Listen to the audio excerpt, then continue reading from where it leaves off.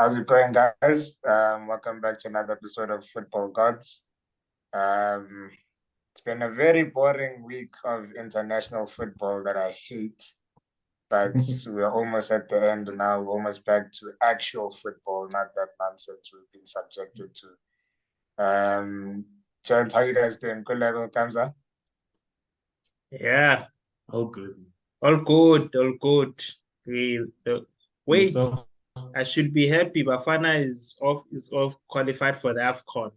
That's the one bright Yeah, star from the no, international. fair enough. Sorry, just to digress a little bit. On that note, I didn't even know that we were so close to connect. I was just shocked because me, like, I've disconnected. South African football, I've disconnected. I don't watch PSL, Bafana, I don't have stress. So when people say we've qualified, I'm like, which other qualifiers did we play? And then I checked on Google, like, oh, we've been playing all these other countries. I didn't know that. So yeah, shout out to Bafana for qualification. Yeah, it's been a minute since we've Yes. qualified consistently for these things. Apparently, So we yeah, last qualified in yeah. Sorry. 2013. I'm saying that apparently we last qualified in 2013. No, that can't be So, true because remember we were there, I think, a couple of years ago, where we even beat Egypt in Egypt. We knocked them out, if you remember. So oh, I think, okay. yeah. So I think we're there 2019, 2018, somewhere there. Yeah. Yeah, we're last at the AFCON. Yeah. Kamza, are you good? I'm good, man. I'm good. You Can't sound complain. tired as hell. can't complain, man. Got a few more games to go, Hmm. which will be quite exciting, but we'll get there. Yeah. All right. So before we go into like the preview of these weekend's games, or this weekend's game, I just want to us to touch on a few things. The first being, I guess maybe just a congratulatory message, to the Premier League legends, the Premier League gods, I guess.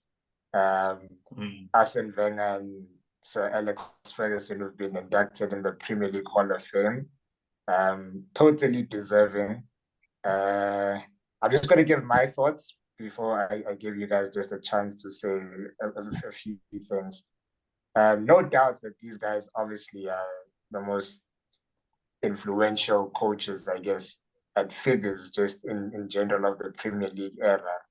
But even as an Arsenal fan, I want to say maybe this is not the perfect or is not the correct thing to do to compare the two, but Wenger is perhaps a bit lucky in a sense to be mentioned in the same breath as Fergie because, hey, when I was looking at some of the stats, that gap is big. Fergie has 13 Premier League titles to Wenger's three. Because I saw some tweets from the Premier League saying these two have a combined 16 Premier League titles, whatever, which makes it sound like it's almost evenly split, like, yeah, Mm. this one has eight and this one, but one guy has 13 and one guy has three, you know. And obviously, I mean, there's different circumstances. I know Wenger, I mean, asking her to go through a point where we move into a new stadium and maybe it wasn't a level playing field as far as the kind of players we could get, and we could go into detail into that, which we don't have time to. But yeah, I just wanted to point out that as great as both managers are, even as an Arsenal fan, I must say Fergie is, yeah, he's the guy. I just want to get your guys' thoughts. Like, I'll start with you. What do you have to say? Yeah, like I think we always have I guess we always have the argument about stats, and I know like internally that like stats can hide uh you know the nature of excellence. It's one way of measuring excellence. And for me, the nature in like the transformative nature of the Premier League that Wenger introduced, a style of play, the way in which he won the Premier League. I- I'd like to say, as though although the stats don't measure up, but for Wenger, one thing I can give him is that a stylistic way in which he wanted to win in a particular style. Although the earlier leagues, of course, wasn't like, won with like the champagne football that he won in the Invincibles, subsequent to that. But I feel like Wenger transformed, the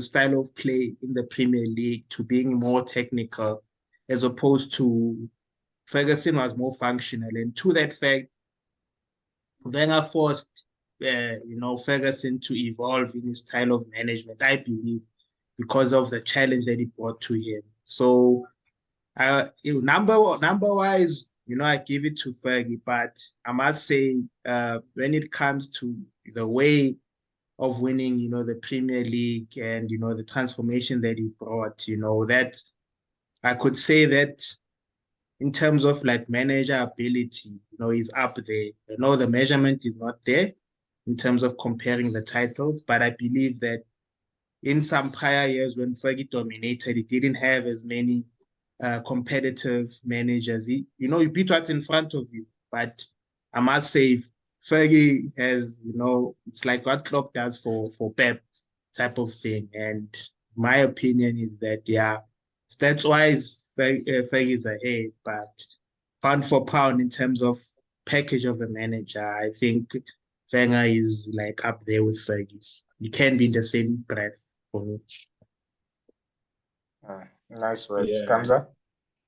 I think Gulego like really summarized it quite well.